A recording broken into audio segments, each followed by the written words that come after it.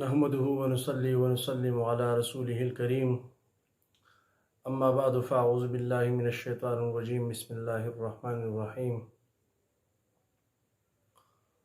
ألا إن أولياء الله لا خوف عليهم ولا هم يحزنون صدق الله مولانا العظيم وصدق رسوله النبي الكريم الأمين. أيضا قال رسول الله صلى الله عليه وسلم قال الله عز وجل أوليائي تحت قبائي لا يعرفهم غيري. صدق الله مولانا العظيم وصدق رسوله النبي الكريم. عزتمندو ناظرینو سامعینو السلام علیکم ورحمت الله. یو ځل بیا ستاسو په خدمت کې حاضر یم او فیضان اولیاء چینل مناسبت سره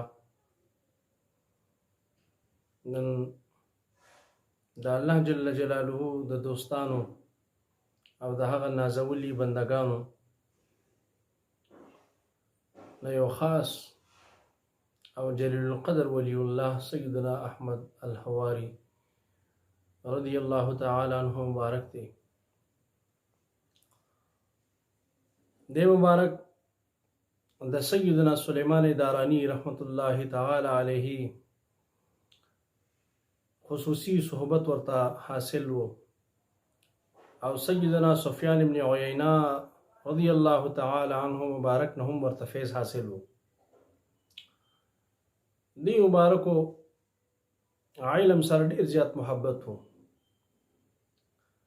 او اکثر لبه مطالعه دا جاری ساتله. او یو وخت داسې راغی چې ټول کتابونه یې راواغسته او دریاب کې ور وغورځول او دا یو فرمایل چې کله مقصد حاصل شي نو بیا مطالعه خوند نه کوي. یعنی اصل د بنده د تخلیق چې کوم سبب دی هغه معرفت الله دی. یعنی د الله جل جلاله معرفت خداوندی حاصلول. او چې کله یو بنده الله جل جلاله معرفت ورته حاصل شي بس د کام تمام شو. او چې کله الله جل جلاله معرفت ورته نصیب شي نو بیا د باندې غایب پاتې نشي. بیا د گفت هغه د مولای روم رحمت الله تعالی علیه مبارک د وینا مطابق گفتو الله بود گرچه از حلقوم عبدالله بود. چې د ولی الله گفت دا اصل کې د الله جل جلاله گفتو ګرځي اگر چې دا د الله د یو بنده د خولې نه وځي. همدا وجه ده چې سیدنا احمد الحواری رحمت الله تعالی علیه مبارک خپل شیخ سره دا یو معاهده کړې وه چې موږ به د یو بل مخالفت نه کوو په یو خبره کې هم. یو ځل سیدنا سلیمان دارانی رحمت الله تعالی علیه په عالم وجد کې راغی او سیدنا احمد الحواری رحمت الله تعالی علیه د دې صحبت کې ناست و.